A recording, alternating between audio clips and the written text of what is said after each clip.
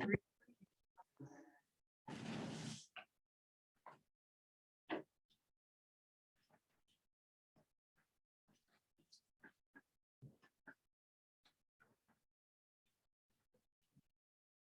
you're on. Thank you. Good evening, everyone. We'll go ahead and start the meeting. Thank you, everyone, for coming. First item on the agenda is approval of minutes held from May 11th. I'll make a motion, we accept those minutes. Motion made, seconded by David. All in favor? Yeah, 22nd. See that though? Yeah, no, Yeah. that's the old one. Okay. So the next item on the agenda is assessors presentation. That's last week's Yeah, agenda. why do I have last week's? I don't know. Can I steal your copy? Good. We'll move to this week's agenda. I just reading on the agenda, so. It's all great presentation. First item on the agenda is approved minutes held from May 25th.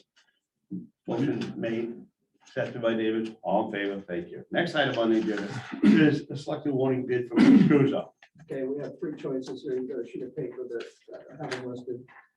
Clerk had two options. One was a black Ford Explorer for $38,435. Option two was a black hybrid Ford Explorer. Both in pursuit rated $40,990. Darwin's came in with the lowest bid for a white cruiser, $37,680. By the time we got that vehicle painted or wrapped black, it was going to be more expensive. Talking with the people from the police department, they'd like to see us get the hybrid.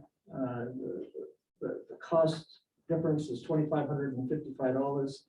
If gas stays the way it is, a hybrid would save us $5,040 in life of the car. State police are running these vehicles. They're having good luck with them. Given the fact that with the price of fossil fuel going, I think it probably would be beneficial for us to take that route. This is half gas, half electric. When vehicles are idling, they shut off and they run on a hybrid portion of the electric. I do have Deputy Chief Stubbert. Do you have any questions regarding that? And how's the warranty on the hybrid one, Mr. Rick? Is same- My understanding is the same as the. Same as the same gas as the vehicle? Standard model. Yeah. What is the miles per gallon on the hybrid? You should have that right down. 19, Yeah, or no, 19 miles a gallon. That's on the non-hybrid. 25 miles per gallon. I'm hearing they're having a lot of issues with it mechanically. I would be cautious of doing it on a hybrid because if we're having difficulty finding parts for a gas job, how hard is it gonna find parts for a hybrid vehicle? I'm not in favor of it. I've heard likewise from state police, because I talked to them today, and they said they're having some problems with them and issues, and they have plenty of cars to go around. You guys are gonna be limited to cars. And it might save us in the long run, but if we have a cruiser down for 3 months, that's my worry. And then with the hybrid, you're gonna be stuck. Majority of the hybrids have over 62 onboard computers. With one problem on a computer, then you have a world of problems. And there's a lot of old 1943 Jeep Willis's running around pretty good still. That's just my opinion, so. Captain, yeah, I mean, sir, Chief, Deputy Chief, sorry, Captain, my apologies. Any thoughts on that?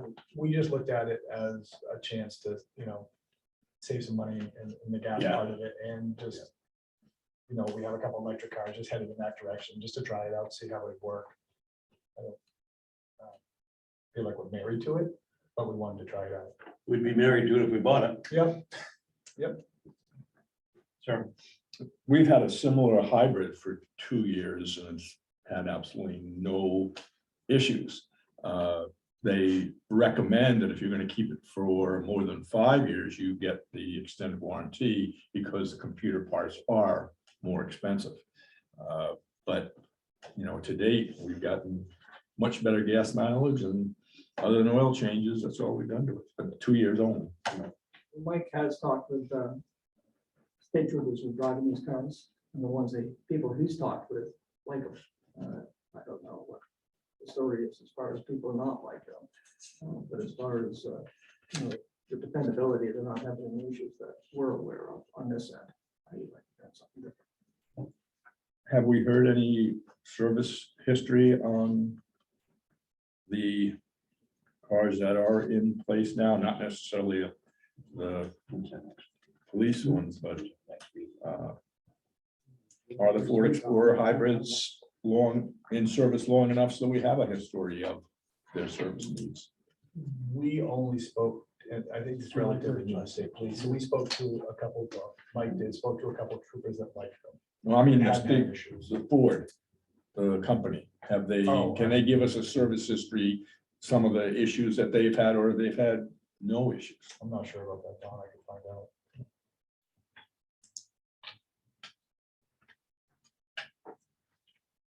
So it sounds like the majority of you are heading towards the non-hybrid model. We'd like to get this thing ordered. Want to make a decision on it tonight, that would be great. If you can't, then just order it later. I think probably at some point the hybrid would be a good idea, but I'm not sure if they're having problems with it, that we want to experiment with them. I'd make a motion, we buy the non-hybrid black Explorer for $40,000. The 38,435. 34, Oh, yeah, right there. 38,435. Motion made by Dana, accepted by, seconded by David. All in favor of option number one, the 2022 Ford Explorer Black, $38,435.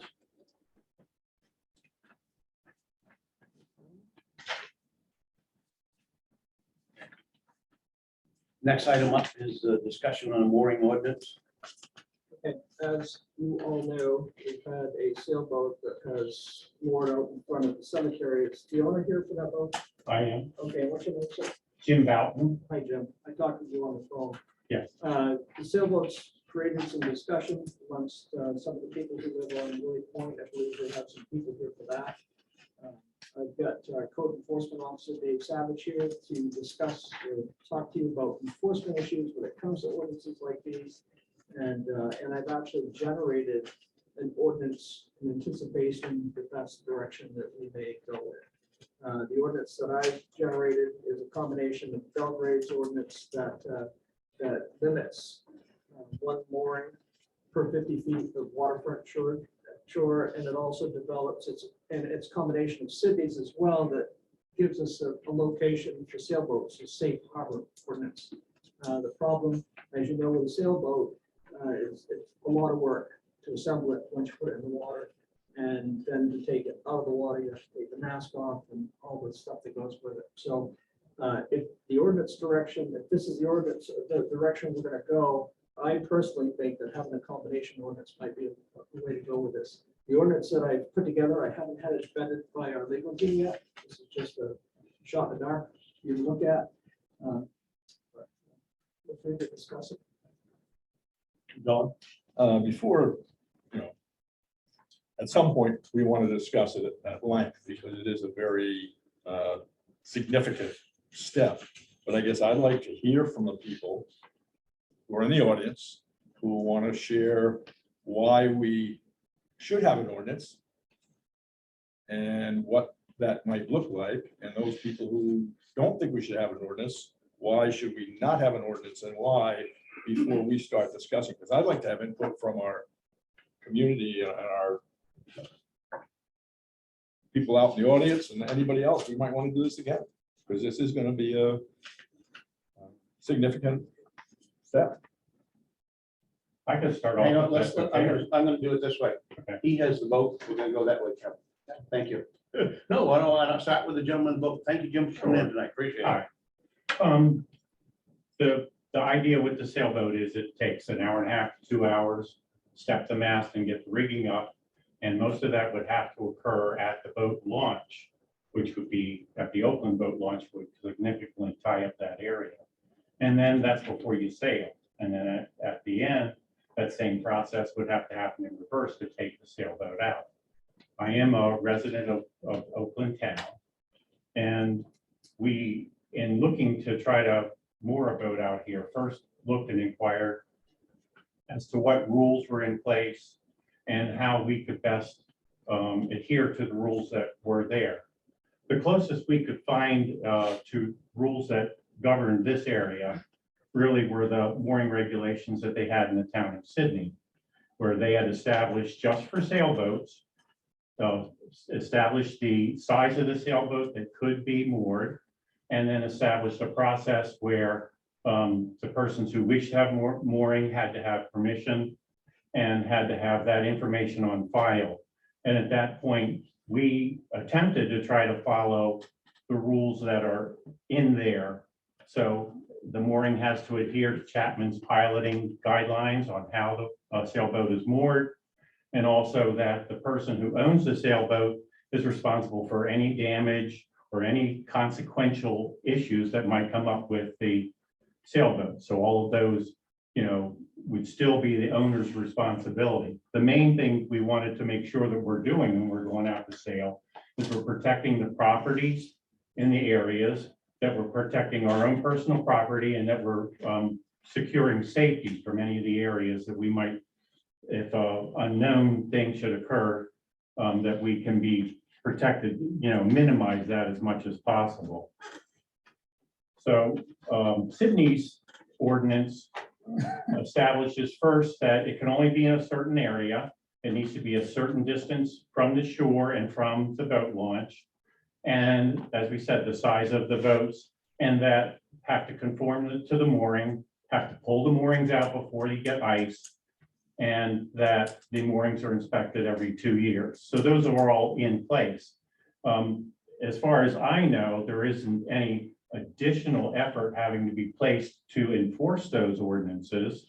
The property owners in that area, I believe, the boats themselves are not close enough to cause a problem to those areas.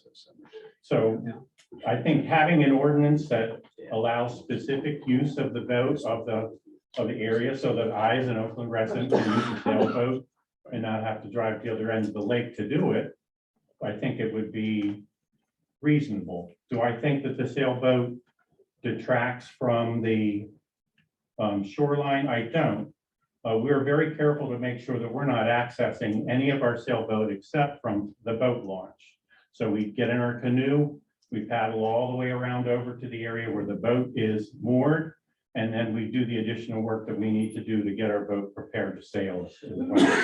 So I'm just saying, having an ordinance makes sense. Having an ordinance that allows people with special conditions and also allows them to do it safely, I think that would be a real plus.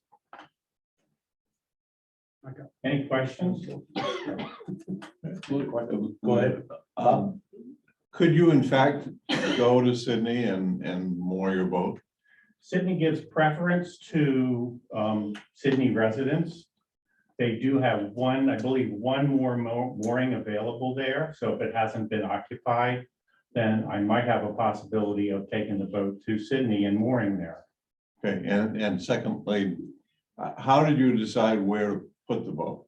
Where it is So when now? we checked with Fish and Game first to find out what the regulations were, there was a lot of instructions about where the boat can be moored and how close it can be to shoreline property owners. So at that time, we referred to those regulations, contacted Heather Siders, who gave us reference that the code enforcement officer in the area would be the person to check for any specific guidance or ordinances that are into there. So then we looked for an area that we could maintain a boat mooring that is far enough away from other shoreline or other businesses' properties, and also wouldn't impede anything with the boat launch or the beach area. And so the area offshore from the cemetery seemed like the best area that we could possibly go into.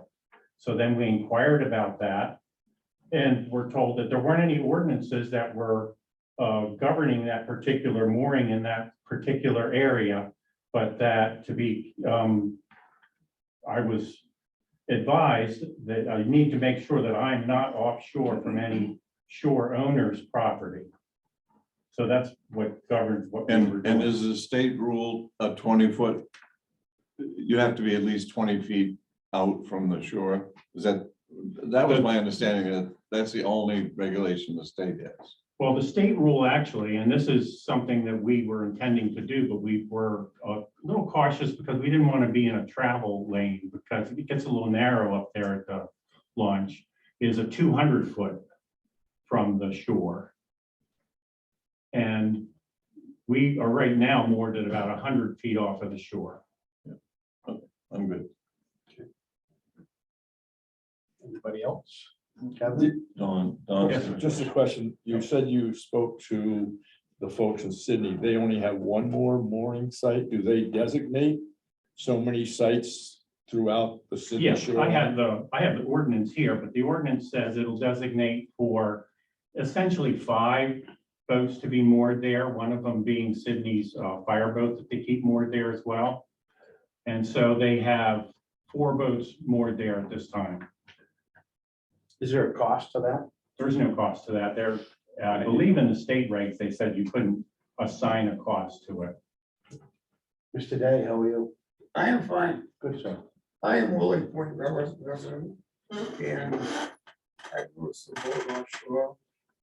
And a few things concern me. Number one, it's not on the traffic on the way to the boat landing, but it's not, the one in Sydney is on, to my knowledge, is on Sydney town-owned property.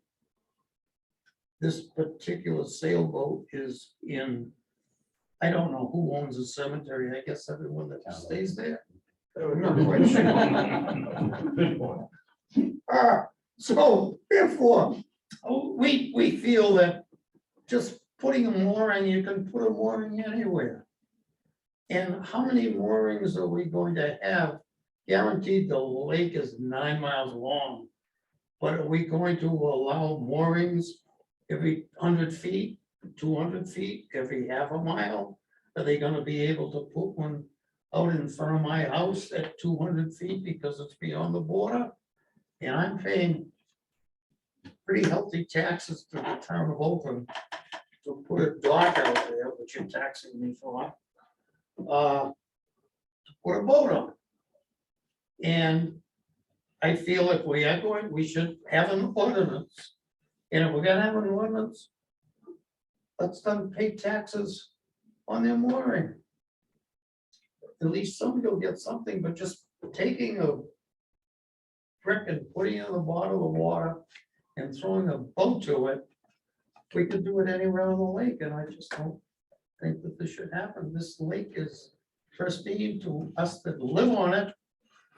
You know, I've been here 21, 22 years. I moved from Winslow to come to this lovely town. I love it here.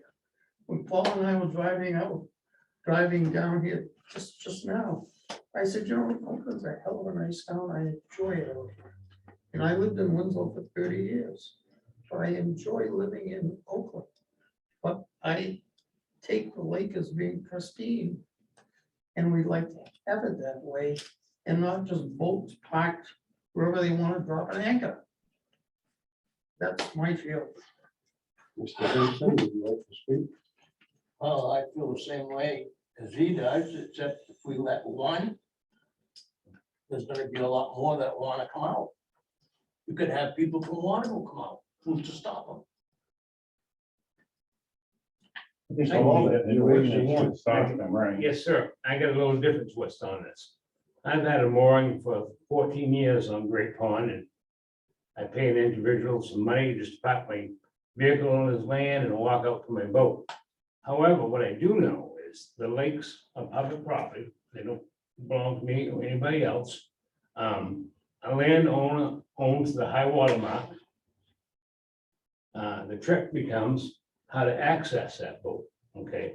If you don't own the land, but a landowner on the lake owns the high water mark. They don't own the lake. Kevin, did you have anything? I was just wondering if it was gonna pertain to just sailboats or if anybody wanted. That's the big discussion tonight. I live on Willie Point. I don't live on the water. But I will tell you, my first concern when I saw the boat, I love sailboats. I think it's beautiful. It's pretty in the morning, about 4:30, 4:05 in the morning. This morning I went out. The mist is rolling up around, it's really pretty. My biggest concern is, I think an ordinance is exactly what we need. To limit that, because as anybody who lives down in Willie Point knows, try to get down through there on Saturday morning. Try to get down through there and you just want to go home. Just want to go home, and there's 60, 70, 80 cars down there, Rick, or more, people parked everywhere, and you can barely put it down there. My biggest concern is that Mr. Smith from Woonsocket, Rhode Island wants to put a mooring out, and he throws his mooring out. And we have another mooring, so now they park the car there, and they, we get 7 or 8 people. So I think we're heading in the right direction with the ordinance. I understand what you're saying, I have Oakland residents, let's enjoy the lake. But let's put them, my feeling is we should put an ordinance. I look at your pictures here of a safe harbor, and safe boundary. I don't like where that is at all. I don't think we should have anything there. I think we should be down to where his sailboat is there. And to have them be able So to, let me speak to that. The reason why I got the safe harbor where I've got it is because you can't see the water from the cemetery there. There's enough tree cover between, and it's not as close to where the beach is as it looks on that piece of paper. Yeah. Whereas if you go down on the older part of the cemetery where Jim's got his boat, you can be up in the cemetery and you can see his boat. And that's where we might get a little grief from people with their own lots. That's the reason why I put it there. It's because in the summertime, you can't see the water. You can have 5 boats out there and it's not detectable. Mr. Simpson, What's that? Mr. Simpson behind that, raise his hand. Yeah, in the spring, Cook had a problem. They had like 10, well, I'm gonna say 10 boats moored out there, and they made an ordinance to get them all out because there was no room. And I mean, I got nothing about it, to say, but if we select one, we could have Fatfield, Bassboro just come out and put a mooring out here. If the landowner says, great, like him, put your boat out there, which there is a lot of people that, puts their boat out in the front, but they got the permission.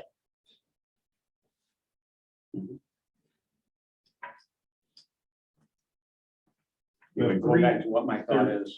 There's 3, I'm sorry, go ahead. No, go ahead, Jim. There's 3 requirements that Sydney asks before they can give you permission to moor out there. One of them, are you a resident of Sydney? Are you a property owner in Sydney? And have you received a copy of Sydney's mooring regulations? So they looked at, I think that might be a direction Oakland could go. That could also keep it to just people that absolutely do need it and keep it from getting out of control. And going back to what I was talking about is I drive by there regularly. And I always see people out here on this end of the cemetery. There's another worry, and Deputy Chief can confirm to this too, is that kids come out in here and they swim off there. They're not supposed to, but they do all the time. Yeah. All the time. And when it gets hot, I don't care what day it is, and they've kicked them out, and as soon as the cruiser turns right up here onto the Belgrade Road, then guess what? The kids are right back there. And so it's just like the geese. They're gonna swim out and get on someone's boat. And I see what you're saying, Al, is that it's hard to see. Down here, in the old part of the cemetery, these people were buried a long time ago. They don't have many friends and relatives visiting them, because they also are gone. And that's just my thought. And if we're gonna do this, and I like to be respectful to the town's people of Oakland and help them. And I just think it would be better down there. The kids wouldn't probably swim down there. There's 3 or 4 trees, they have ropes hanging from them. I'm not talking about going and cutting the ropes down, but I'm just afraid they're gonna jump up, swim out to your boat, climb on your boat, get hurt. Then who's gonna be responsible? You know where that goes. I'm just thinking out of the box like that. So that's just my knee-jerk reaction. This is, a huge move, whichever way we go. Right. why just sell those? I understand what you said, but if somebody in town has a motorboat and they don't want to be bringing it in and out all the time because it's still hard. If the boat landing's full and you have to wait 15 minutes, I'll just leave it out there for a couple weeks. Can we not allow other types of crafts to go out there as well? Is it a 1-year permission or is it until you decide you don't want to use the mooring? Is there some sort of lottery system where each year you pick 5 people out of a hat and they get to use the mooring this year? There are a lot of ways that, you know, you can craft this. None of them is going to make everybody happy. No. And everybody's going to be able to argue why we were stupid to do what we did, which happens once in a while. But so that's why I'm thinking, in my mind, there's a lot of things we have to consider. And that's why I'd like to hear from any of you and others. What about the other lakes in town? What about East Pond? What about McGraw Pond, Salmon Lake? Is there going to be any control of those? I'm not saying they should, I'm not saying they should. But I'm sure the people on Mesolonsky Lake will say, how come they can moor on our lake, but they can't moor on other lakes? There are just a lot of issues here, and I just want to hear as much as I can, not just tonight, but in general, as we ask people. And, you know, I would think this is something that, you know, we might have a session where we have a special night just to have people discuss mooring. Maybe I'm overreacting. But no matter what we do, from what we said tonight, I can see somebody coming up with a good argument why that's not the way to go. And I just want to make sure we get as much out there as we can. Kevin? I believe if you check with Belgrade, they had a problem with people with houseboats just pulling out a couple of feet shore. Staying there. I think they came up with an ordinance or stuff like that. You know, it's supposed to be in people's. Louis? Well, this is gonna be easy. What Don said is very true. I mean, this is a big issue. And there's 2 sides of it. And I don't believe you're gonna be able to bite one side without biting the other. One side of the issue is permissive. What are you going to allow? You're gonna create something to allow something. I think that's great. But the other side is what are you going to prohibit? And I don't think, and I think Don hints at this, that you're going to be able to permit certain things without prohibiting other things. I'm not a lawyer. I don't think you can do it. I was on the board of the McGraw Pond Salmon Lake Association when Lenny Reich and Anthony Wilson came up with their scheme. There was no houseboat problem on Great Pond. That was made up. They put through in the middle of the winter an ordinance that gave property owners 1 mooring per 50 feet. So you had 50 feet for one who could either be for a float for the kids or it could be for a boat mooring. 1 mooring. I said to Lenny, this is 2 years ago, and I talked to Ella about this 2 years ago, right? I said, this is bad stuff coming down. I said, what about people? I said to Lenny at the meeting 2 years ago, it's almost 3 now. What about people that rights away to the lake? And we talked about the problem you had up at North Pond or East Pond, I forget, rights away. He said, oh, we'll take care of that. He never did. And I pointed that out to him, but he never fixed that. Well, my situation is, there's 8 of us or 12 of us that have a right of way to that lake. I bought a 40-foot right of way across the road from my house 20 years ago, maybe more than that. It was 1978, a long time ago. But I'm not a property owner. I'm a right of way owner. And you're going to have to deal with that issue as well. And we have maybe 8 people that have 200 feet of shoreline. We have a couple of houseboats, pontoon boats out there, not we, my neighbor and I. What about people want to add 3 and 4 and 5? And who's gonna regulate that? It's going to be a nightmare, an absolute nightmare. And I haven't seen a single problem. I have not seen a single problem on our lake. I can't speak to Mesolonsky. But I don't think you can get into this with just a little finger and say, oh, sailboat mooring. That's great. I'm an old ocean sailor and I'm with you 100%. But I mean, there's the permissive side and there's the what are you gonna prohibit? And I do believe that you are accurate. The lakes belong to everybody. And if you have access to a lake, as far as I know, you can put a mooring any place. And without an ordinance that says you anchoring and mooring, anybody can put an anchor down any place and call it a mooring and leave it. The Belgrade ordinance is very articulate in not differentiating between anchoring and mooring. Anything that you use to hook to the bottom under the Belgrade ordinance becomes a mooring de facto and becomes subject to that regulation. And as far as the 200-foot stuff goes, I just saw this go down with my son-in-law up on, I think it's called Androscoggin Lake. IF&W came in there and said nothing beyond 200 feet from the shore. Anything outside of 200 feet from the shore, nothing at all. And anything into 200 feet shore belongs to the town to regulate if they have an ordinance. So I don't think this is a small thing. I wish that we could get into it and with a permissive thing and say, sure, I'd love to see that. But that's not on my lake and it's permissive. And the question is, as you suggest, what are you going to start prohibiting? And it's no small issue. I don't think this is anything that's going to be resolved tonight. I don't think there has to be anything that needs to be resolved tonight. We've got one sailboat, non-invasive. It's parked out there in front of the cemetery, which the town owns the property. And if it generates into a problem further down the summer, we start seeing other boats pop up because of Jim's sailboat, then we can act on it. I've got an ordinance, like I said, that I've kind of put together. Lou is completely right. Belgrade had no problems out there with houseboats before this ordinance was drafted. As a matter of fact, I talked with Anthony because he tried to get the town to do the same thing.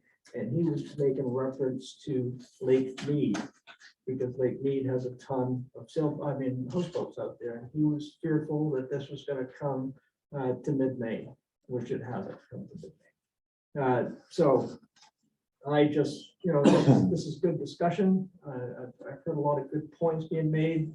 Jim is absolutely correct. We may be at a point at some point to deal with an ordinance because of what could potentially come out of that, but I just don't think we need to do it just yet. The only last thing I want to say on this issue is I really encourage the council to do a lot of research and homework because this is one complicated issue that's not going to be easily solved. And what works one town may not work for Oakland. So I really ask you to do the right thing for Oakland and do the homework and come up with what we need. The other issue that we haven't touched base on here tonight is enforcement of these ordinances. It's the reason why I asked our code enforcement officer to be here. We know how painfully tough it is to enforce property maintenance ordinances because there's civil offenses. The courts right now are 1.5 years to 2 years out of taking these cases. We have somebody who violates an ordinance that we construct for a boat, and it takes us 2 years to enforce it. Everybody around that lake is going to be wondering why the town of Oakland isn't doing their job. We got this now with the property maintenance ordinances. And, there's no criminal content on these. These are civil and it's just, they're brutal to enforce. Bob? I think eventually we are going to have some sort of rules or regulations or ordinances. It's not going to happen tonight. It's probably not going to happen this summer because it's really a complicated problem. I read some of the articles in the newspaper trying to look back just by Googling mooring town, and there are a whole host of towns who are having problems with Winthrop, Copsconty Lake, and anyway, it's certainly not only in Oakland. So at some point, we're going to need some kind of rules that makes everyone sort of happy or sort of okay, but it's going to take time. And I think there's going to have to be a group of concerned people who on both sides of the issue, not necessarily just the one boat owner, but other boat owners who have a position in the landowners. And I think it's going to be a complicated thing. A lot of the towns were concerned about houseboats or boats that you sleep in or boats that had some kind of toilet facilities. And they were more concerned about environmental than they were aesthetics. We've got people who are concerned with aesthetics who pay a lot of money for their shore frontage. So it's not. I think by next year, we might have something in place so that after the ice goes out, we'll have some rules and regulations that everybody will understand. They may not be 100% happy. The other question, and I think Dave mentioned in one email I saw about what about ice shacks? If you've got an ice shack out in front of your camp, is that really bad? Do you get to say you can't put your ice shack in front? Because I see it, it's right in front of my camp. I don't know. So I guess that's all I have to say. It's complicated. It's going to take a while. And it's a process that we need to work through because I think we do need to have some. One thing though, Bob, is the ice shacks don't jam up the public landing in the middle of February, It's probably true. which it does do from June 1 till Labor Day-ish. And once again, with this problem, are you going to wait till it happens or do something before it happens? There's a big difference. Well, I think my plan is that we have something in place, but it ain't gonna happen really soon. It's gonna take a while. I think it's better to spend the time and do it so that at the end it makes sense than to do something. When you read in the news, we gotta do something, whether it's about guns or boats or whatever it is, we gotta do something. That's never the answer. Doing something ain't the answer, so. No, but let's not wait until next July to try to solve the problem if there is. I agree. That's what I'm saying. We need to start the If you're gonna process. start doing something, do it now and don't postpone it like everything else in this world is postponed. I don't think we're looking to postpone it. I think what we're doing is, I think what we should do, we should have another discussion if we put it on July 13th. See if we can come up with some more ideas. I believe an ordinance is gonna have to be put in place. Have you read the ordinance that I put together? No, I have not. I'm sure. Been a little busy lately. Okay. Yes, I read it.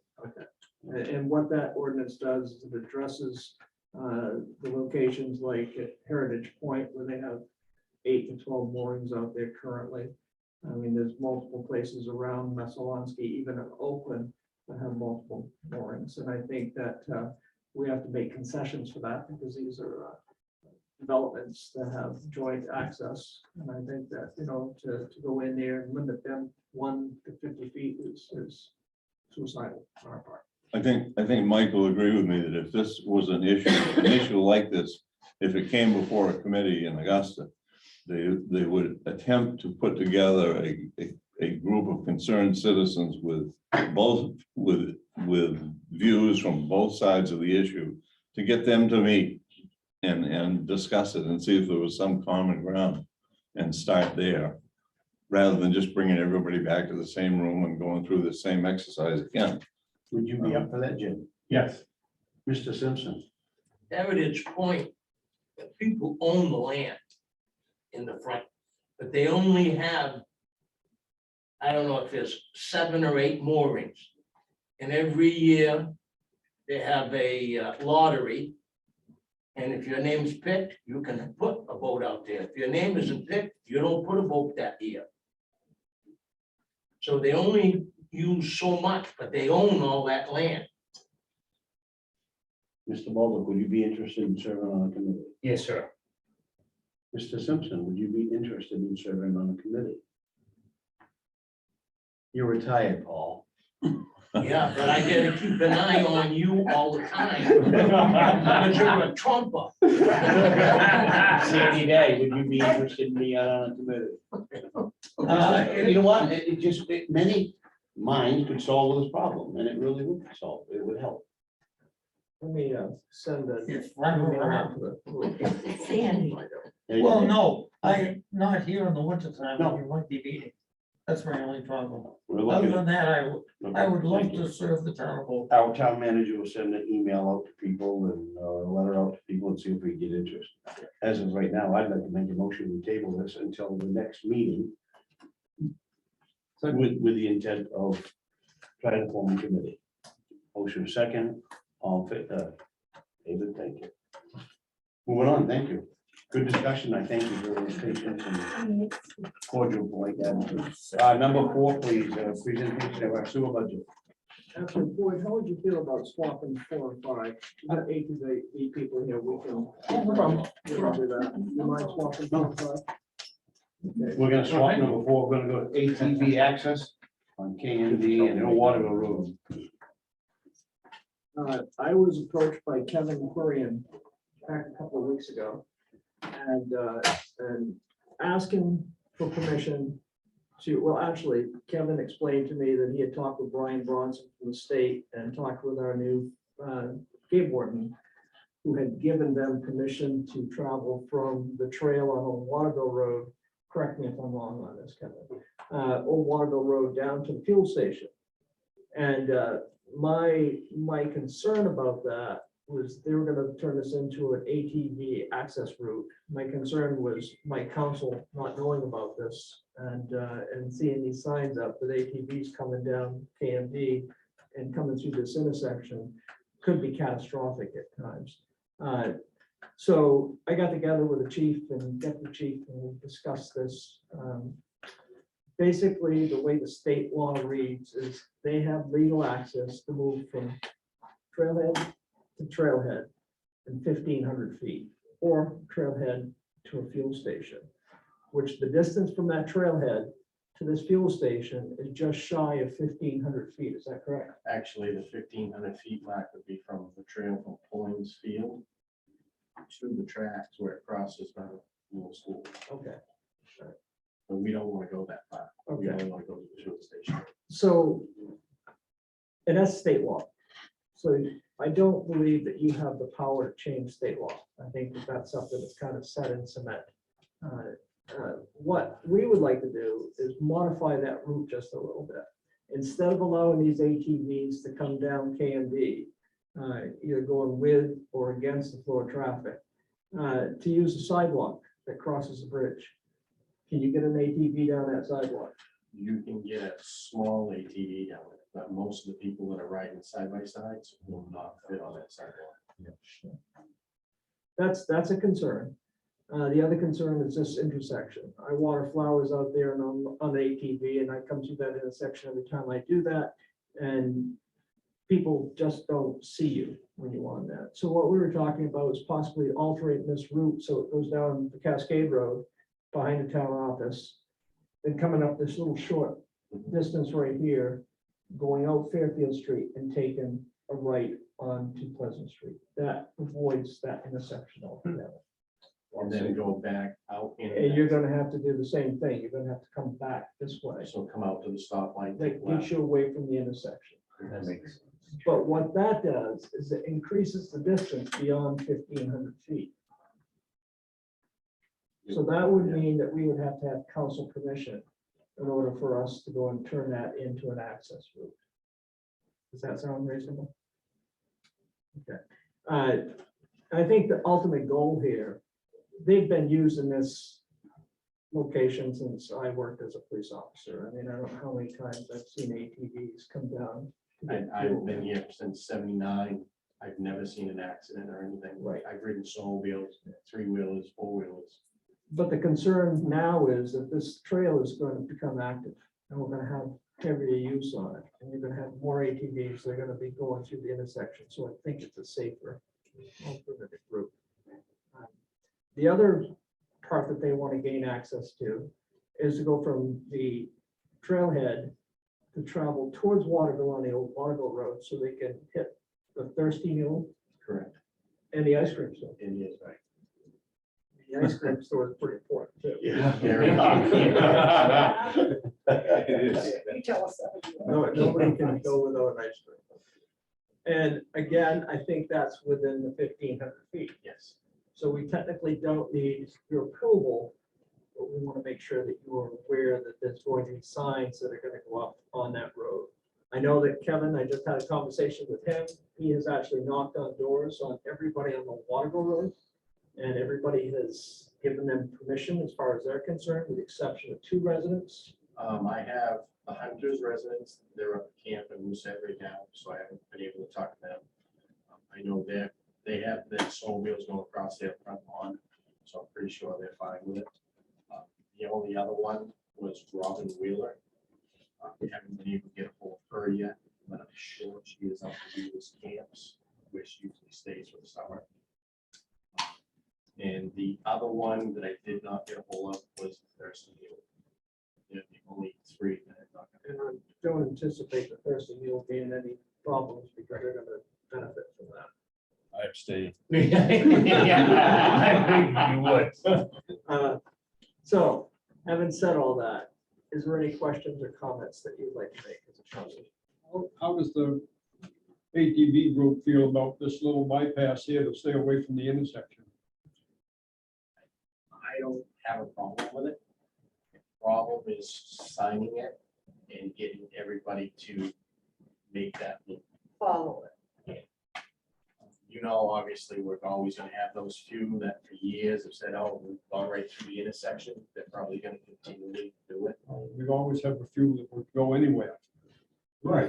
So, but You know, until I we think get it would be a everybody good in place that- to, this isn't a heavily traveled road. You could stop out here in the parking lot. And, regroup and head across or whatever you wanted to do. Nice view out here too.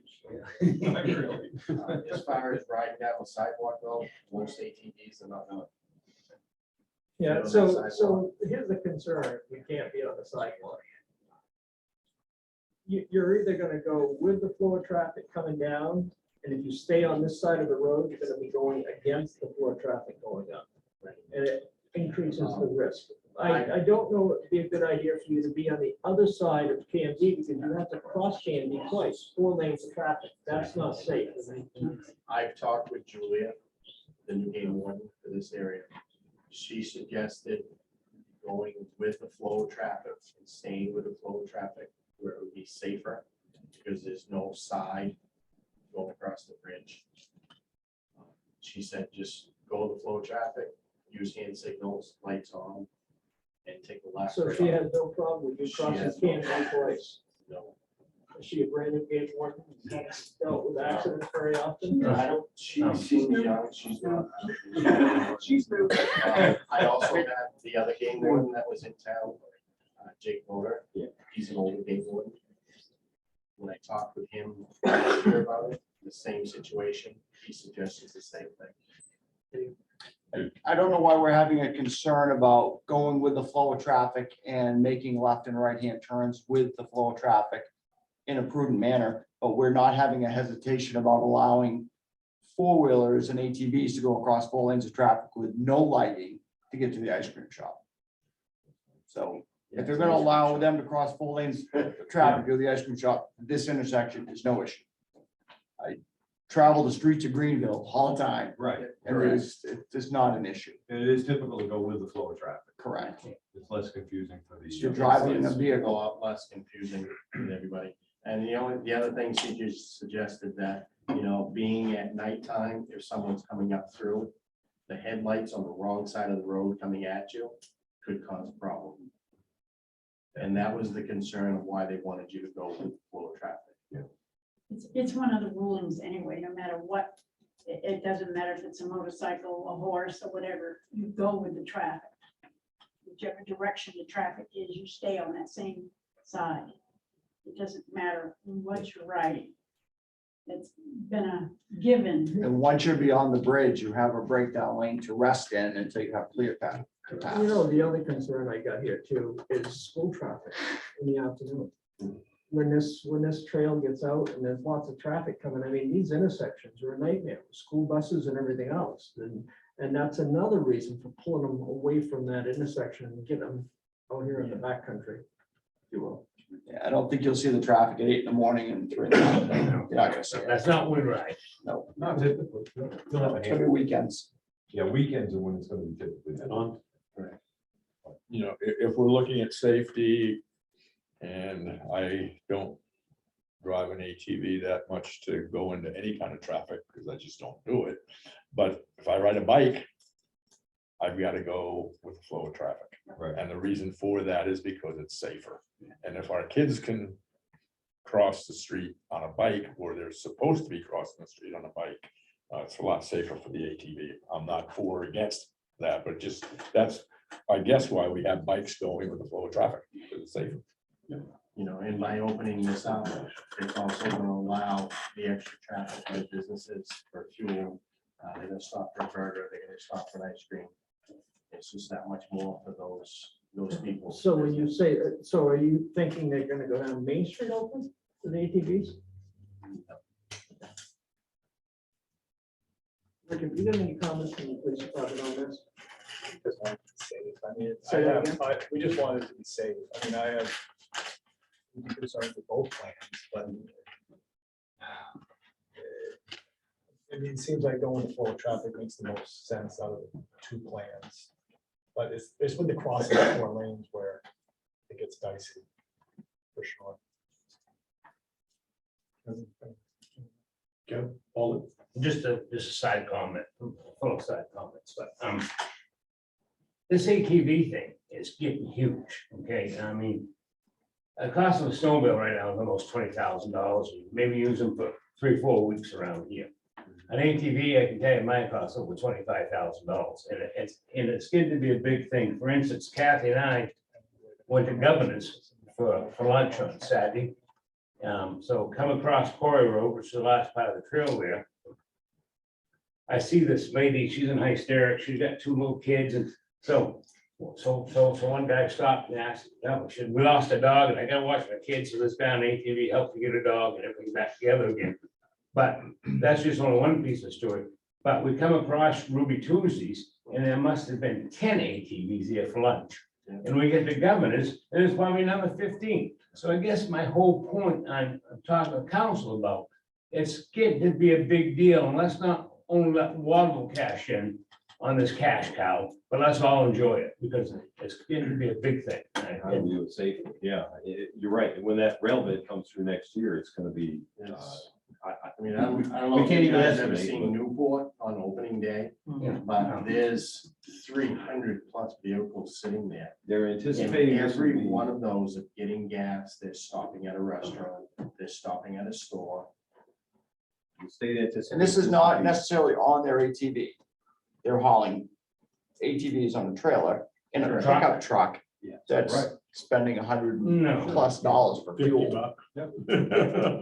So I mean, it's big business. It's millions of dollars. They don't, the state doesn't commit money to an ATV program if it's not a moneymaker. I guess my recommendation to the council would be just take a little time, similar to the moorings, and find the safest way to do this. Well, the only problem is, Rick, we're not, the law's in place. Laws in Right, place. for that, Right. yes. So with the ATV club, just a recommendation. Tell them what to do, come across the bridge, turn right, turn left, just get them out of the flow. Yeah. And then when they leave, they're gonna have to go right up the road with the flow of traffic. Are you gonna sign this with real signs? You got signs for ATV signs. What do you mean real signs? Well, I mean, It's a real access. Not the handwritten ones? My Trail Nasty access signs, handwriting? you know, the little diamond signs. They have. My something concern, that's gonna last. right, my only concern was when I was signing, I talked with Brian Bronson. From the bridge to the gas station, I don't really have anything that I could drive a stake in the ground. But you can get them out there and, I mean, you can have access route signs with an arrow. Correct. Shows the direction you're gonna have these guys go. Right. And girls.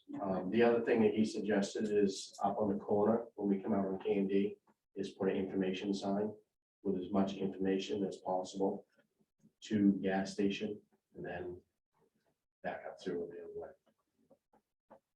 One possibility, Calvin, right at the trailhead, is put some directions. Tells people what to do. I got a few sign hangers all over, the- just a couple. Nora, you're gonna make sure this is done right, right? I am. Doug says I'm 250.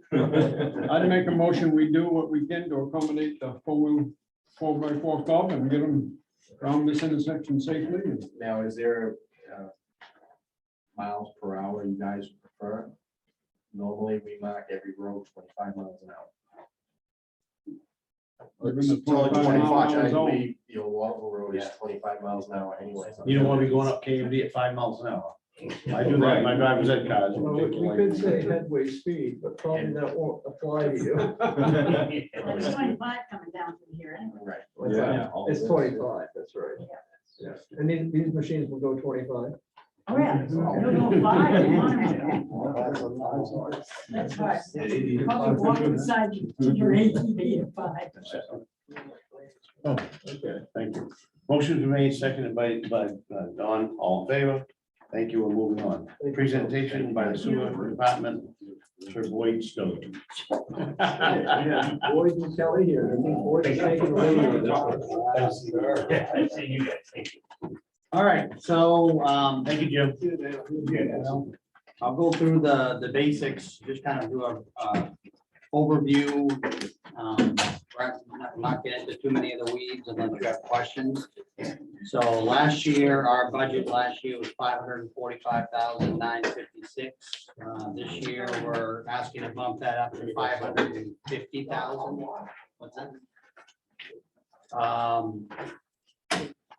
Page 2 on the expense report, kind of a Page 3 breakdown. is the revenue.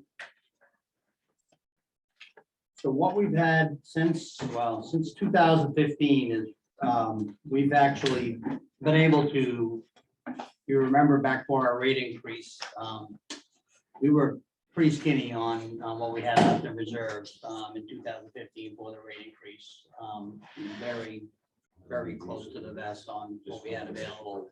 So since 2015, we've been kind of putting money into the reserve with the rate increase that happened in 2015 and building it back up to the point where I think now we're in around $350,000 or so. We got a pretty decent reserve there built up. The budget we're proposing it's pretty tight. There's not a lot of extra of anything in there. And that's the big reason that we wanted to do that and keep it tight this year is we got that ARPA money of $1.2 million that we're gonna be investing in the sewer in our worst areas in the town of clay pipes. There will hopefully be a benefit in the inflow and infiltration amount that we see after that work is done. Work won't be done until next summer, but rather than have looked to do anything with a rate increase or anything right now, only to turn around and have excess money after that work, we kind of felt like, let's get the work done and then we'll kind of see how things go. That could in fact stave off a future rate increase for a while if we're able to get enough benefit from that. So what we've been doing is we've had our revenues have exceeded expenses since 2015. Last year, we had a $545,000, almost $546,000 expense. Our revenue came in last year 552, so about 7,000 or 8,000 went into reserves. So what we're asking for this year is to bump up the expenses because of some of the cost increases that are happening with fuel and our costs from Waterville Sewer District. Bump that up to 550,000, which is an increase of around $4,000 from last year. And, you know, basically those increases are coming from what we're seeing from electricity costs, Waterville Sewer District. That's all dependent on the amount of flow we generate from clean water and our sewerage that we're sending over there. So it's not a defined cost every year. It kind of sways up and down every year depending on precipitation. So this year we were kind of on a high end. Last year we were on a low end as far as costs. So we've kind of bumped that up a little bit.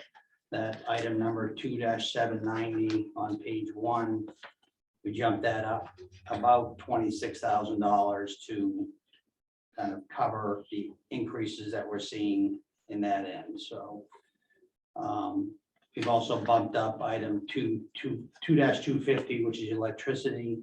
For a long time, I was storing everything during the day, saving the demand charge to pump at night. We had a landowner that connected in up on the web road right ahead of the siphon, and what that's done is, since they've connected in, they've had nothing but odor problems with my sewer, especially the summertime, sitting there cooking all day. Then I send it at night and it comes through in their vents in their house. So we've been working with them. We've done some things. We've made it better. We haven't solved the issue, but I've stopped pumping at night. And I'm pumping all the day, trying not to let that sit and cook for too long in my tanks. So that's why you see the big increase this year, and electricity is mainly because of that. Everything else, those are the two main items that are increases for next year. We did break out. So we did break out, one of the things we did this year, took an opportunity, Kelly and I did, to kind of start breaking out some of the items to get a little more transparency. Some of our items were kind of coupled and had multiple things in one line item, so it was difficult to see, it was like catch-all for 3 or 4 different major components.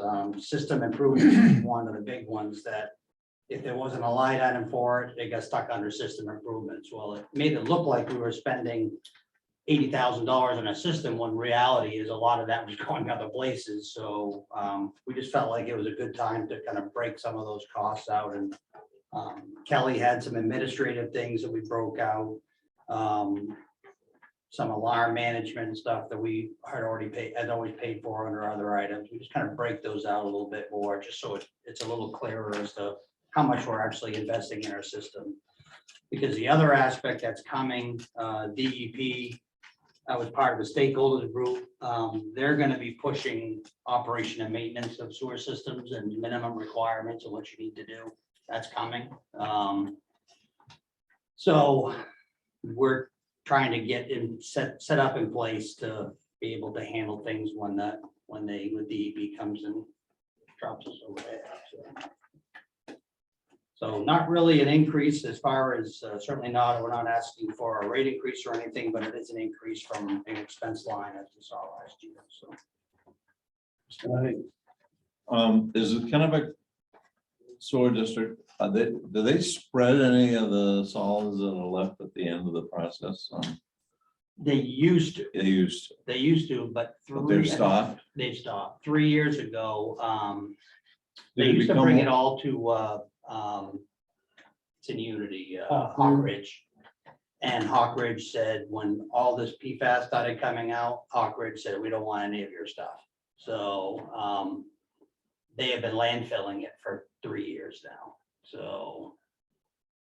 And it's really no more expensive to landfill it, is it? Or the Uh, reason they were spreading it was because they thought it was good for the farmers? Good for the farmers, it was cheaper. I mean, I think it was a little cheaper. They weren't paying for the tonnage to send it to the landfill, which, is obviously filling up, because they're about filling up landfills. But So any expense there is already in the books. We don't have to worry about it down the road. right, you're probably aware of, there was a $10 charge that there was a law that was passed this last session, I believe.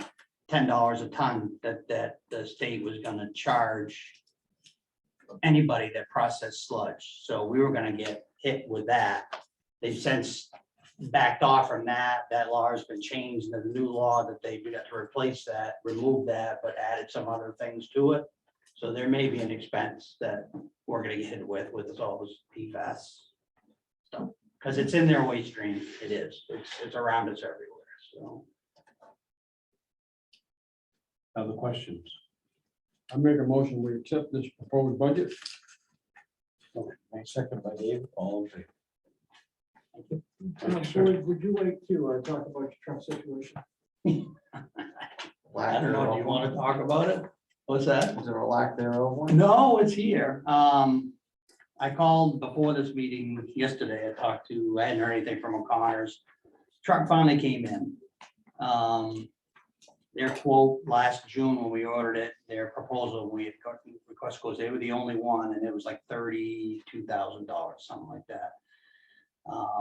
O'Connor's came back and said, GM has come back to them and said, we're not offering the government discounts anymore. So they are looking at a cost now of $43,000 for that same vehicle. So obviously I said, well, it's a bid process, you know, you guys had the price, and I certainly understand O'Connor's position. They're kind of caught in the middle because GM has basically cut the Laker out from underneath them. But I told them I couldn't, you know, that's a decision about my pay grade. That would be, you know, an increase of what, $9,000 for a low bid process. So not really sure what the best approach is. I mean, obviously there's vehicles right now, and he was saying he's even having issues with GM and everything on fleets right now for the order for 2023.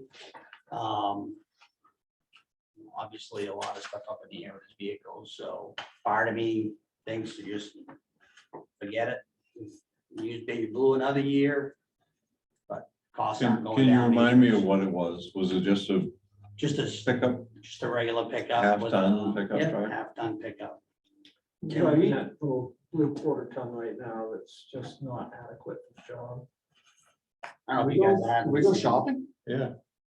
Let's go shopping. Well, that's actually one of the things. I mean, that's. Don't go fleet, There's a just number buy of it. different options. I mean, if, that's one of the, you know, cost we ordered with a fleet, supposedly it was savings with a fleet. I mean, I don't think I could have bought a truck for $30,000, the truck that we were gonna get, but now that they've given or taken away the government benefit or substantially reduced it, it kind of brings it back to a regular sticker price, you know, you wonder if you There's can't. a just whole shop bunch of around. pickups down in KMD for Right. sale. Right, And do we need a brand new one? I mean, can we buy something I don't for know. $20,000? I don't really care. It doesn't matter to me. I mean, as long as the thing's decent shape and is functional, that's really what I care about. Can I do that without going through a bid process? I mean, we went through the bid process. We got one bid last June. And obviously, we were supposed to have this in October. The council accepted a price of $39,000 at that last bid price, so I would think that we could use that money. And like Dave said, go shop and buy a truck for $39,000. I mean, that's what I don't know. If that is, I have no problem doing that if that's the way the council wants to do it. That's what we've been budgeting. If we don't have a procurement process that tells us otherwise, the money's been allocated. Well, we do have a procurement it's a policy though. I mean, the council can override that policy if you choose to do it. These are kind of extenuating circumstances. So would you have any problem? Would I have to go, could I go down here? Would I have to go back to O'Connor's? O'Connor's could scream about it, but obviously, Well, we could You scream. don't too. have to accept it. I mean, They're the ones that said the truck would be in October. Right. And this is my. and they said this Simple much. thought, here it is, You know, June. yeah, a year later. and if you decided to lower your demands and buy a Ford, you actually might be able to go and buy one that's. Well, I don't know. You've got me thinking now that when mine comes in just a couple weeks, what's that gonna do for me? Was that GM or was it a Ford? Yeah, I'm assuming they're all doing this and I'm guessing it's because they've been hurting for the last couple of years, so they're just pulling all these benefits, so. I agree, go shopping. I do too, and if I could get a motion from the council for this, to give us a $39,000 limit, and. Is that what the amount was? I think it was by the time you add in the lights and things like that, I think that was the number. But just put. The actual bid was like 30, low 30s. I'd make a motion, we give you permission to spend the money that we approved last year for a truck. Okay, good. But a real truck. You mean Not- not you mean a Ford. a Chevy or a GMC, right? Thank you. Motion's been made, second by Dave, all in favor. Thank you. Number 6, second reading of the Board of Appeals plan. Yep, we've got them both in front of you, and we've made the corrections as requested by putting a definition in there. I can't remember where it is. It's on section 7, definitions, residents that are registered voters must live and reside in Oakland 10 out of 12 months per year. That was a recommendation that was made, and that is on both of these, section 7 as well. That wasn't substantial, so we could still call this the second reading, This right? is the second reading, yeah. I'll make a motion to accept this the second reading. Motion made, second by David, all in favor. Oak Fest, permission to operate a beer tent on Center Street and Main Street parking lot. So we're back at it again. Kathy has been working her heart out on Oak Fest and we're gonna That's why pull you it want off. the beer. Yeah, and we're back to a beer tent on in the town parking lot that's on the intersection of Center and Main Street. And we're asking to close Main Street on Friday night and Center Street from 3 PM until 11 PM on 7/22.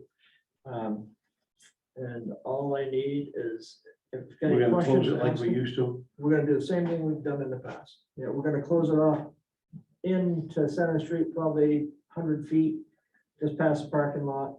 And then we'll close Main Street from Buddy's up until the intersection of Oak and Main. The event will take place right there within that area. We've got some good food trucks this year. I mean, some really good stuff coming in for food. So it should be an interesting Friday night. for sure. Chief, We were talking safety wise the other day, we were talking about instead of Oak and Main shutting it off right before Pleasant, East School, so they could go down that way, because we had a couple of cars come Right now, where? right before the intersection of Church and East School. Because we had a couple issues last time where cars came down, almost drove through the barricade. Like the, yeah, where the Yeah, funeral home is. Yeah, the old lady that almost drove into people. Yeah. So we thought that might be safer. So how are you gonna get people from Oak Street on Church Street? Because you're gonna have We DJ wouldn't. Fabian's. You can't shut Fabian Oil down. You You know, can go one way, though. yeah, I don't think it's gonna be a huge issue. We got enough police presence out there. You guys gonna be out there. We got Kennebec Emergency Management's gonna be out there. I think we just go the same game plan instead of monkeying up a little bit so you go across railroad tracks and turn right. and head right down Church Street. If Public Works is there, can we put 2 Jersey barriers there? So if they do Yeah, we've come through, done- they're we gonna could do that. strike Jersey barriers and not Yeah. people like The only block the street. problem with not- that's gonna be when we open the road up at 11 o'clock, we're gonna have somebody can operate that heavy equipment to move those things out of the road. PW will be there. I'm sure Owen won't be there. but Somebody will be there. Yeah, we can do something like that. So back in the day, you used to have to get permission from DOT to close Main Street. You don't have to do that anymore? We haven't done that. since Oh, we just, started. okay, don't ask. Sorry, Yes, we do know that. missing part of the tape. 12 seconds. DOT doesn't. do it, so. We all set? I make a motion, we give them permission to have the beer tent and close off the streets like they just mentioned. Second by Don Woolman, all in favor? Thank you. Approve a special liquor license for amusement for the Waterville Country Club, American Legion, Thirsty Mule. And we have no issues. I've checked. I think we've got a couple of rescue calls that took place. Other than that, everything's fine. Kathy's got the paperwork on that there for your signatures. So if you could, I make a motion, we accept those 3 special amusement permits and liquor licenses. Second by Bob, all in favor? Thank you. One exception. In your reappointment appeals board, You've got a list there. This is the annual appointments. Questions on that? If you agree with appointing this slate of people, then we'll need a motion. And This is the sheet that says town council appointments, June 22nd. that's the correct one. I'd make a motion, we accept this list. motion's been made, second by Does that include the one that says town clerk appointments too? Yes. Okay, I make a motion, we accept both those permits. too. second by Don. All in favor? You've got that to sign two copies. Yeah. On the appointments.